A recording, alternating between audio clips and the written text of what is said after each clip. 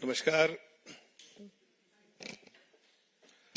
नमस्कार, आप सभी लोगों का आज इस प्रेस वार्ता में स्वागत है। मैं और मेरे साथ हमारे आप सभी जानते हैं संबित जी भी इस प्रेस वार्ता को एड्रेस करेंगे। मैं ब्रीफली चंद बात कहूंगा, उसके बाद विस्तार से संबित पात्रा जी इस मुद्दे पे बोलेंगे। आज का मुद्दा है जो आप सभी जानते हैं कि कांग्रेस बहुत बड़ी बड़ी बातें करती है, लेकिन सच पूछे तो घोटालों की सरताज है कांग्रेस। जिस तरह से उसको इनकम टैक्स के मामले में हर कोर्ट पे जाके उन लोगों ने खटखटाया, लेकिन हर जगह कांग्रेस को नाकामी मिली, फटकार मिला। कल भी जो हुआ आप लोगों के सामने है। कांग्रेस पार्टी ने ITIT में ट्रिब्यूनल पे गई, वहां से फटकार मिला। उसके बाद वो दिल्ली हाईकोर्ट का दरवाजा खटखटाया, वहां से फटकार मिली। और जिस तरह से उन्होंने हमारी पार्टी को या सरकार को या जिस तरह से इनकम टैक्स को कटघरे में खड़ा किया, हकीकत है कि कांग्रेस पार्टी एक घोटालेबाज पार्टी है। वो बाहर में तो कुछ और दलील देते हैं, लेकिन जब इनकम टैक्स के मामले में जब कोर्ट के अंदर दलील देनी होती तो वो दलील नहीं दे पाते हैं। इसलिए कि उन्होंने बहुत सारी कमियां रही हैं, बहुत सारे घोटाले किए हैं और बहुत सारी चीजें जो है छुपाने की कोशिश की है। ये सारी चीजें जो है संबित पात्रा जी विस्तार से आपको इस प्रेस कॉन्फ्रेंस में बताएंगे। Over to Sandeep ji. धन्यवाद बंधु जफर जी, आप सभी का अभिनंदन है। आज का ये जो प्रेस कॉन्फ्रेंस है, ये कांग्रेस पार्टी ने 2 दिन पहले जब राहुल गांधी, मल्लिकार्जुन खड़गे और सोनिया गांधी जी तीनों ने बैठ करके मुख्यतः कांग्रेस पार्टी के अकाउंट को कोट अनकोट फ्रीज कर दिया गया है और देश में लोकतंत्र की हत्या हो गई है। कांग्रेस के अकाउंट का फ्रीज करना देश में लोकतंत्र के हत्या के बराबर है। जो ऐसे शब्दों का प्रयोग किया गया, जैसे उदाहरण दिए गए और जिस प्रकार का माहौल था, तुरंत आदरणीय रविशंकर प्रसाद जी और हमने सभी ने काउंटर में प्रेस कॉन्फ्रेंस किया था। मगर आज विस्तार से ये हिंदुस्तान की जनता है, ये आंखें पढ़ना जानती है, विषयों को समझती है। ये कांग्रेस पार्टी का इनकम टैक्स का मामला क्या है? क्या वास्तव में उनके बैंक अकाउंट्स फ्रीज हो गए हैं? क्या राहुल गांधी जो आज कह रहे हैं कि उनके पास पैसा नहीं है ट्रेन में चलने लायक भी, इसके पीछे हकीकत क्या है? विस्तार से आज भारतीय जनता पार्टी तथ्यों के माध्यम से आपके समक्ष विषय को रखने वाली है। बंधुगण, भारतीय जनता पार्टी एक पॉलिटिकल पार्टी है, आम आदमी पार्टी एक पॉलिटिकल पार्टी है, तृणमूल कांग्रेस एक पॉलिटिकल पार्टी है, वैसे ही कांग्रेस पार्टी भी एक पॉलिटिकल पार्टी है। All the political parties by the rule of section 13A of income tax act, उनको टैक्स में एग्जेम्पशन मिलता है। एग्जेम्पशन अर्थात टैक्स पर छूट मिलती है। यह हिंदुस्तान के संविधान का प्रावधान है कि उन्हें टैक्स में छूट मिलेगी और इसमें किसी भी पार्टी के साथ सौतेला व्यवहार नहीं किया जा सकता है।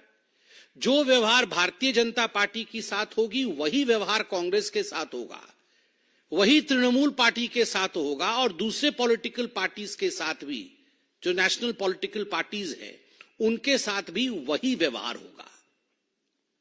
आखिरकार ऐसा क्या हुआ कि कांग्रेस पार्टी के साथ जो कोट अनकोट फ्रीज अकाउंट वाली व्यवस्था हुई, कांग्रेस पार्टी के अकाउंट के ऊपर आघात क्यों हुआ? देखिए, यह विषय होता है फाइनेंशियल ईयर 2017-18 का।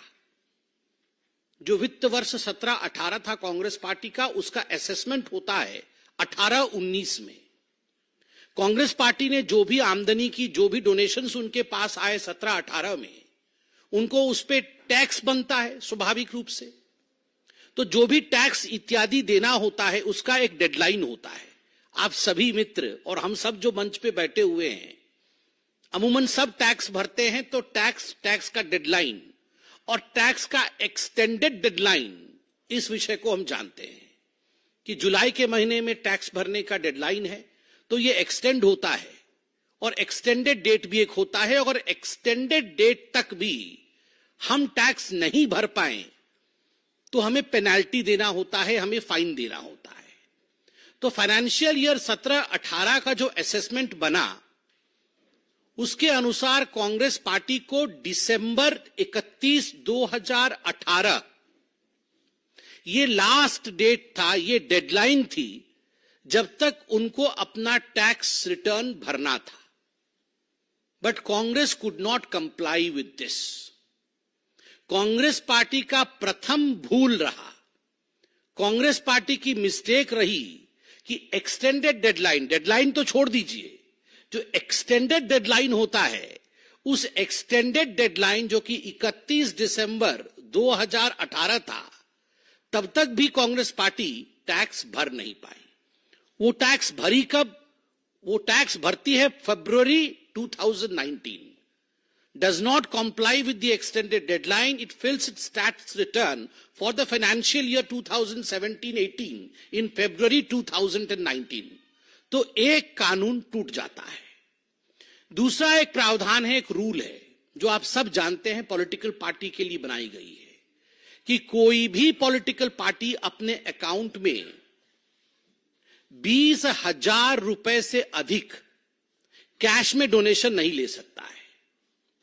मगर कांग्रेस पार्टी का फाइनेंशियल ईयर 2017-18 का जब असेसमेंट 18-19 में हुआ, तो उसमें पाया गया कि कांग्रेस पार्टी ने इस प्रावधान का भी उल्लंघन किया है। Congress party has not complied with this rule that no political party can receive donations beyond 20,000 rupees. Astonishingly, I don't know why, despite knowing the rules, Congress party had accepted a donation worth 14 lakh rupees. Cash में financial year 17-18 में उन्होंने 14 लाख रुपए donation लिया है, बेनामी donation, जो कि rule number 2 टूटता है। तो 17-18 फाइनेंशियल ईयर में दो प्रावधान को कांग्रेस ने तोड़ दिया। डेडलाइन और एक्सटेंडेड डेडलाइन के अंदर टैक्स रिटर्न्स नहीं भरे, और कैश में जो डेडलाइन और जो लक्ष्मण रेखा थी उसे कूद करके उन्होंने अधिक पैसे डोनेशन ले लिया। और एग्जेम्पशन रूल का 13A में स्पष्ट मानना है कि यदि आप इन प्रावधानों को नहीं मानेंगे तो जो एग्जेम्पशन का कानून आपको दिया गया है, जो प्रावधान एग्जेम्पशन का आपको दिया गया है, वो फैसिलिटी विड्रॉ कर ली जाएगी। तो कांग्रेस पार्टी का जो एग्जेम्पशन दिया गया था एक पॉलिटिकल पार्टी के नाते 13A के अंतर्गत, दैट वाज विड्रॉन। तो स्वाभाविक रूप से अब कांग्रेस पार्टी क्या कहलाती है? तो इनकम टैक्स के नोमेनक्लेचर में कांग्रेस पार्टी अब एक एसोसिएशन ऑफ पर्संस कहलाती है, and it would be subjected to normal tax liability. एक group of association of people है, और एक एसोसिएशन ऑफ पीपल जब कोई ट्रस्ट इत्यादि इत्यादि चलाते हैं तो उनका जो टैक्स लायबिलिटी होता है, नॉर्मल टैक्स लायबिलिटी होती है, वो नॉर्मल टैक्स लायबिलिटी के ब्रैकेट में कांग्रेस पार्टी आ जाती है। अब आ जाइए आप जुलाई 2021 में।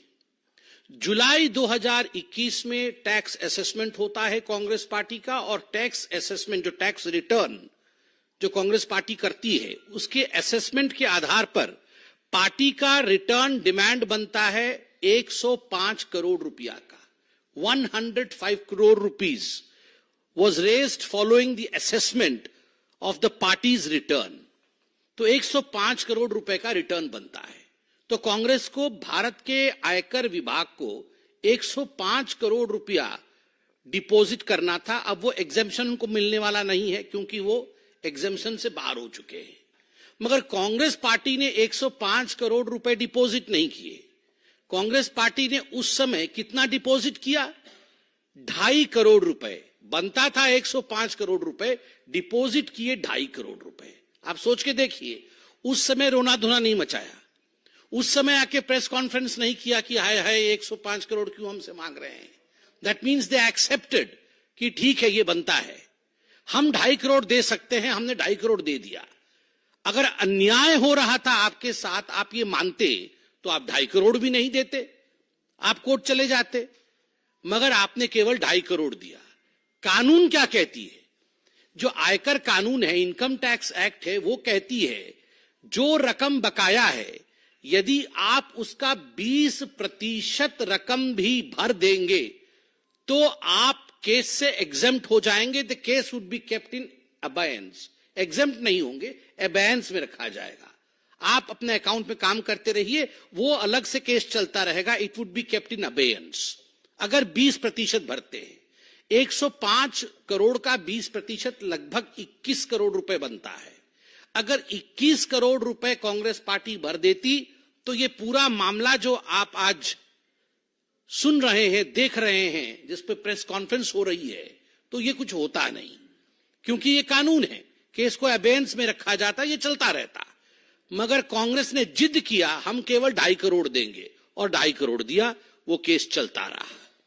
तो जब आप इनकम टैक्स रिटर्न के अमाउंट को भरते नहीं है तो उस पर आपको इंटरेस्ट भी देना होता है। 105 करोड़ पे इंटरेस्ट पे इंटरेस्ट, इंटरेस्ट पे इंटरेस्ट जम करके अब वो 135 करोड़ का रकम बन चुका है। और याद रखिए, जब तक ये पूरा रकम नहीं भरा जाएगा, this will keep on rising, the interest will keep on rising. तो ये 135 करोड़ कल बढ़ के 140 करोड़ भी हो जाएगा यदि समय पे इसकी भरपाई नहीं होती है। तो कांग्रेस ने देखा, अच्छा ये तो पैसा बढ़ता जा रहा है, क्योंकि दे वर द डिफॉल्टर्स। तब वो जगे और वो पहले गए कमिश्नर अपील्स के पास। जब कमिश्नर अपील्स के पास गए तो कमिश्नर अपील ने उनके अपील को खारिज कर दी। क्या अपील थी कांग्रेस पार्टी की? कांग्रेस पार्टी की अपील थी कि ये जो नोटिस इशू कर रहे हैं रिकवरी के लिए, इसको स्टे करा दिया जाए, हम ये पैसे नहीं देंगे, इस पे स्टे किया जाए। तो कमिश्नर अपील्स ने कहा नथिंग डूइंग, ये स्टे नहीं होने वाला है। उसके ऊपर की अथॉरिटी कौन थी? उसके ऊपर की अथॉरिटी थी इनकम टैक्स अपीलिएट ट्राइब्यूनल। तो ट्राइब्यूनल के पास कांग्रेस पार्टी जाती है और कहती है मिलॉर्ड, ये हमारे साथ ज्यादती हो रही है, किसी भी प्रकार से आप इस नोटिस को विड्रॉ करवाइए और इस पर स्टे लगवाइए। तो इनकम टैक्स अपीलिएट ट्राइब्यूनल कहता है काहे को ज्यादती हो रही है, ये तो देश का कानून है। अगर मैं भी जो ट्राइब्यूनल का अथॉरिटी हूं, अगर हम भी डिफॉल्टर होंगे तो स्वाभाविक रूप से देश के जो आयकर के कानून होंगे वो हम पर भी लगेंगे। तो ट्राइब्यूनल ने भी कांग्रेस की जो डिमांड थी, जो प्रेयर था कांग्रेस को, it was set aside by the tribunal appellate tribunal authority, उन्होंने भी उसको सेट असाइड कर दिया। तो आनंद फानन में कांग्रेस पार्टी के बड़े बड़े वकील तुरंत पहुंचते हैं दिल्ली हाई कोर्ट, और दिल्ली हाई कोर्ट में जाकर उन्होंने कहा कि ये जो इनकम टैक्स अपीलिएट ट्राइब्यूनल है, इन्होंने गलत जजमेंट दिया है, आप ये इनकम टैक्स अपीलिएट अथॉरिटी के जजमेंट को खारिज करिए, नोटिस को स्टे करिए। दिल्ली हाईकोर्ट ने पूरा विषय सुना, एडवर्स रिमार्क दिया। कांग्रेस पार्टी के विरोध में, उनके इस प्रेयर के विरोध में एडवर्स रिमार्क देते हुए कहा कि we are not going to stay the order of the income tax appellate tribunal. Tribunal ने जो कहा है बिल्कुल सही कहा है, हम उसके ऑर्डर को रोकने वाले नहीं है। Neither are we going to stay the proceedings of serving of notice of recovery to you. जो रिकवरी की नोटिस इनकम टैक्स डिपार्टमेंट आपको भेज रही है या आगे भी भेजेगी, उस पर किसी प्रकार का स्टे नहीं होगा। जब यह बात तय हो गया कि ना तो हम ऑर्डर ट्राइब्यूनल का रोकेंगे और ना ही नोटिस सर्व होने से रोकेंगे, तो नोटिस सर्व होता है। फरवरी 2000, अभी 13 फरवरी 2024, कुछ महीनों पहले नोटिस सर्व होता है, और यह कुछ बैंक अकाउंट जो कांग्रेस पार्टी के हैं, उन बैंक अकाउंट्स को अटैच किया जाता है। यह एक रूटीन और नॉर्मल प्रोसीजर है। यदि आप इनकम टैक्स पेई हैं, आपने टैक्स नहीं दिया और आप पे बार बार नोटिस आता है और उसके बावजूद आप डिफॉल्टर होते हैं, आप अथॉरिटीज पे जाते हैं, अपीलिएट पे जाते हैं, कोर्ट पे जाते हैं, और उसके बाद भी आप हार के आते हैं, तो आपके अकाउंट को रोका जाएगा, फ्रीज नहीं किया जाएगा, आपके अकाउंट को अटैच किया जाएगा, उस पर चर्चा होगी कि इससे रिकवरी कैसी करनी है। और यहां बताना आवश्यक है, जो पब्लिक डोमेन में है, कि लगभग 3 या 4 बैंक अकाउंट कांग्रेस पार्टी के ऐसे थे जिनके ऊपर इनकम टैक्स ने नजर डाला, जिनको अटैच करने की एक रूटीन कार्यवाही की। कांग्रेस पार्टी के बहुत सारे अकाउंट्स हैं, केवल ये 3-4 अकाउंट्स नहीं है, मल्टीपल अकाउंट्स है जो फंक्शनल है। और आश्चर्य का विषय है, मैं आज देख के बड़ा हैरान हुआ, बहुत बड़े बड़े अखबारों में छपा हुआ है, Congress party has multiple PAN numbers also. जो PAN number permanent account number होता है, ये मल्टीपल पैन नंबर है कांग्रेस पार्टी के पास, जो कि खुद कांग्रेस पार्टी के संविधान के विरोध में है। कांग्रेस पार्टी का संविधान कहता है कि multiple PAN numbers are not allowed, मगर कांग्रेस पार्टी के पास मल्टीपल पैन नंबर है, मल्टीपल अकाउंट है। तो 3 या 4 अकाउंट पर इनकम टैक्स ने नजर डाला। इनकम टैक्स ने नजर डाल के इनकम टैक्स रूल के अनुसार एक लियन अमाउंट होता है कि आपको 135 करोड़ रुपए बकाया है, तो आप 115 करोड़ रुपए हाथ नहीं लगाइएगा। वो 115 करोड़ रुपए बैंक में रखे रहेंगे, आपके अकाउंट में रखे रहेंगे, आप ही का पैसा है, आपके पास रहेगा, इसको आप विड्रॉ नहीं करिएगा, क्योंकि भविष्य में यदि आप चूक जाते हैं जो बकाया है देने से, तो हम इससे रिकवरी करेंगे। ये कानून है, ये आपके साथ भी हो सकता है, मेरे साथ या जफर भाई के साथ भी हो सकता है, यदि हम डिफॉल्टर होंगे। तो स्वाभाविक रूप से 115 करोड़ रुपए के अमाउंट को बैंक में लियन के रूप में रखा गया। बैंक अकाउंट को फ्रीज नहीं किया गया, बैंक अकाउंट ऑपरेशनल रहे। आप उसमें जमा करना चाहते हैं, जमा करिए, आप उससे विड्रॉ करना चाहते हैं, विड्रॉ करिए, मगर 115 करोड़ जस का तस रहना चाहिए। उसके बाद जितने करोड़ हैं वो आप विड्रॉ करिए, जमा करिए। चेक आती है डोनेशन में, आप उसे जमा करिए, आप उसे विड्रॉ करिए, किसी ने मना नहीं किया है।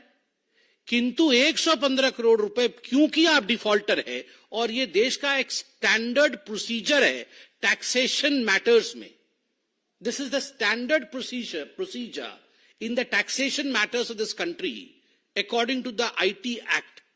तो स्वाभाविक रूप से ये जो सेंस ऑफ एंटाइटलमेंट है कांग्रेस पार्टी की, ये क्यों है? आज भी मैं अखबारों में देख रहा था कि कांग्रेस पार्टी के पास जो अमाउंट है वो 1000 करोड़ रुपए का अमाउंट उनके अकाउंट में है, 1000 करोड़ रुपए का amount.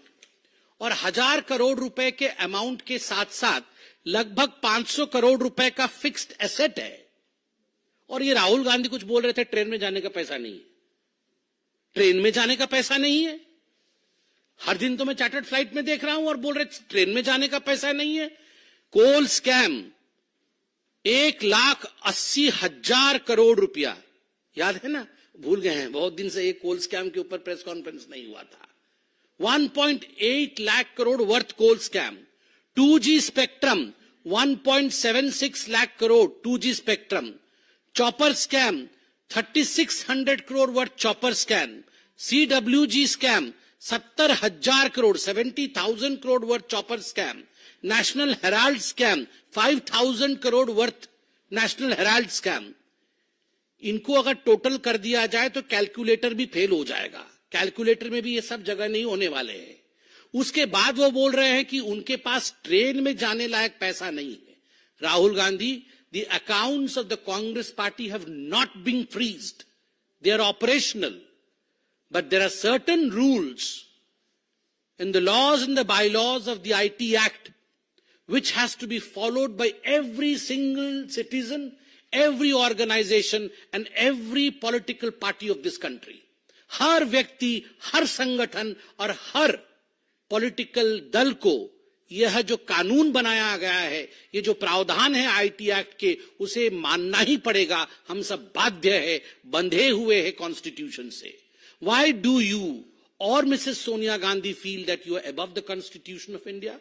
This is the question which is extremely important, and I believe Rahul Gandhi, after this detailed press conference of ours, income tax के बाद के विषय में जो ये डिटेल्ड प्रेस कॉन्फ्रेंस हुआ है, राहुल गांधी इसका एक टेक्निकल जवाब देंगे, पॉलिटिकल जवाब नहीं देंगे। धन्यवाद।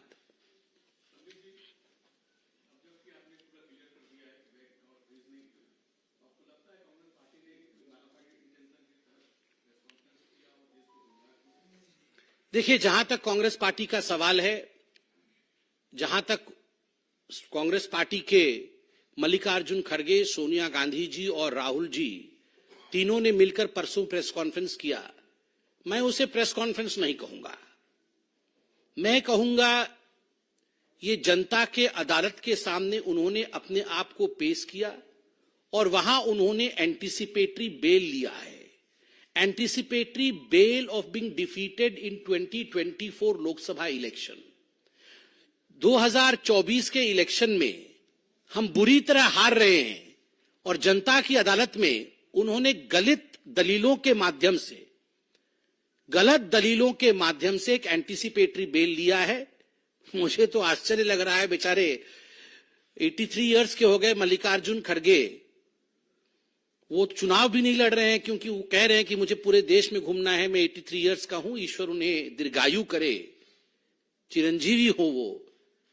दोनों तरफ, एक तरफ सोनिया जी, एक तरफ राहुल जी। मैंने निगाहें पढ़ ली है, मैंने निगाहें पढ़ी, ढूंढ लिया है अभी से ये किसके माथे पे ठीकरा फोड़ना है। राहुल जी भी वैसे ही देख रहे थे और सोनिया जी भी वैसे ही देख रही थी, ठीकरा तो यही फुटना है आगे। अब ये मल्लिकार्जुन खड़गे जी को अपने आप को भी बचाना है, उनके सर के ऊपर ठीकरा फोड़ने जा रहा है।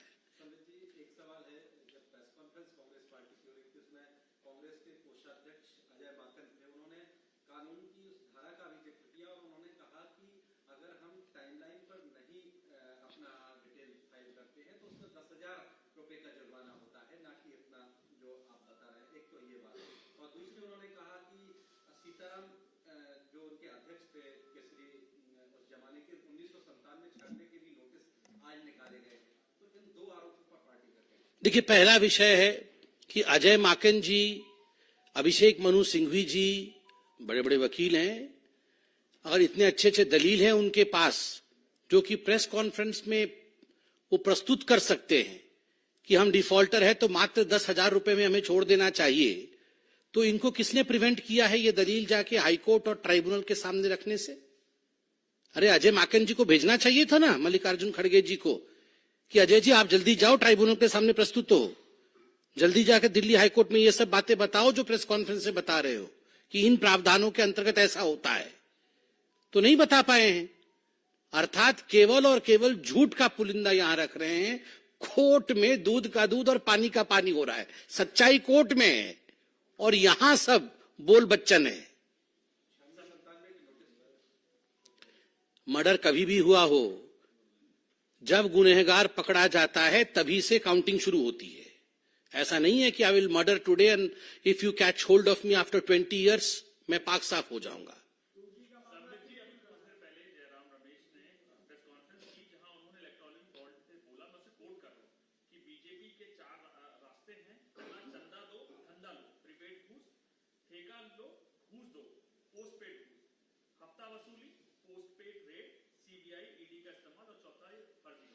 देखिए, बॉन्ड के विषय में हमने प्रेस कॉन्फ्रेंस कर लिया है और उस दिन भी मैंने कहा था और आज भी मैं कह रहा हूं, जहां तक कांग्रेस पार्टी और गांधी परिवार का सवाल है, उनका जो बॉन्ड होना चाहिए जनता के साथ, वो बॉन्ड नहीं है। लाख कोशिश कर लीजिए, राहुल गांधी कितनी भी यात्रा कर लें, कितनी भी पता नहीं कौन सी खाट यात्रा से लेकर कितनी यात्रा वो कर चुके हैं, मगर वो बॉन्ड बन नहीं पा रहा है। जब तक जनता के साथ बॉन्ड नहीं होगा, आपका कुछ नहीं होने वाला है। और 4 दिन से मैं देख रहा हूं एक ही शब्द का प्रयोग हो रहा है, इलेक्शन कमीशन के पास भी जाके वही रोना, प्रेस कॉन्फ्रेंस में भी वही रोना। लेवल प्लेइंग फील्ड क्या होता है जी? ये level playing field, level playing field का मतलब होता है आप आके डेवलपमेंट के फील्ड में, डेवलपमेंट के पिच पे खेलिए ना। आप अगर भ्रष्टाचार के पिच पे खेलेंगे, आप अगर करप्शन के फील्ड में खेलेंगे और कहेंगे हमें लेवल प्लेइंग फील्ड चाहिए, ऐसा तो नहीं हो सकता है ना कि पुलिस और डकैत दोनों बोलेंगे हमें लेवल प्लेइंग फील्ड चाहिए। एक भागेगा, एक पकड़ेगा। जिन्होंने भ्रष्टाचार किया वो भागेगा और जो भ्रष्टाचारी नहीं है वो पकड़ेंगे।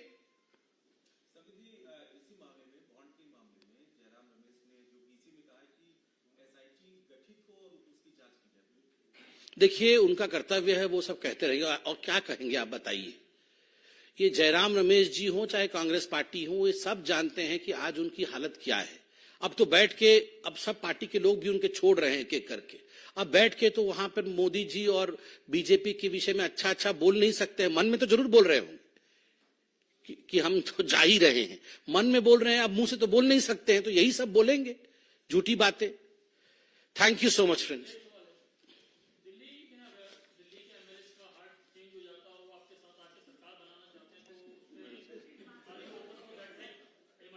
मतलब हार्ट ट्रांसप्लांट।